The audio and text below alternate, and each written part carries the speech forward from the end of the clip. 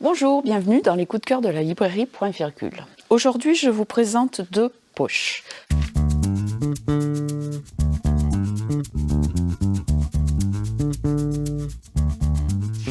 Le premier, Ce que nous confions au vent, de Laura Imai Messina.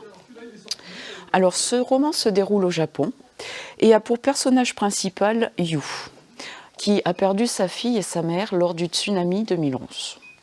Depuis, elle vit au jour le jour, ignorant le passé et ne se préoccupant pas de l'avenir.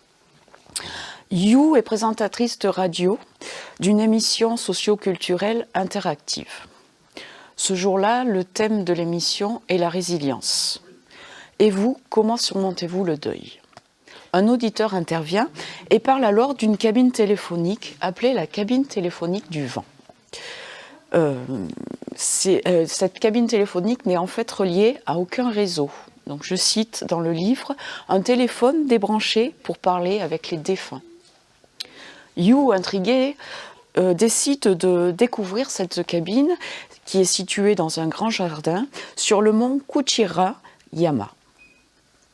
Elle y fait la rencontre de gens endeuillés, bien sûr, mais pas que, et à partir de cet instant, le destin pour elle va basculer.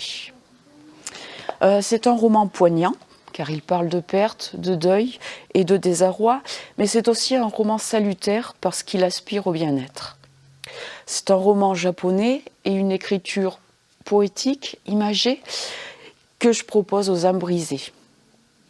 Et pour les plus curieux, sachez que la cabine du vent existe réellement.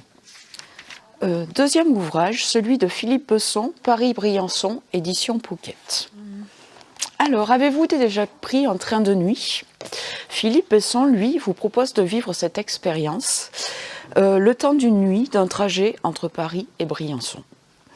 Pourquoi prendre un train de nuit ?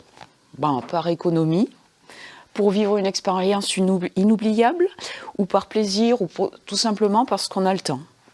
Parce qu'on est jeune, ou retraité, ou actif aussi. Grâce à ce voyage, des liens se nouent entre des gens qui ne se seraient pas forcément rapprochés dans la vie.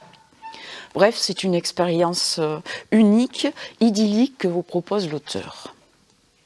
Mais si vous allez page 39, l'auteur parle d'un personnage, d'un certain Giovanni Messina, un homme dont on ne sait rien et qui va chambouler le voyage que certains passagers ne termineront pas. Mais pourquoi ? Vous savez dès la première ligne qu'un drame va avoir lieu et vous ne pouvez le lâcher qu'à la dernière ligne. Mais une fois ce roman terminé, oserez-vous prendre un train de nuit sans hésitation ? À bientôt.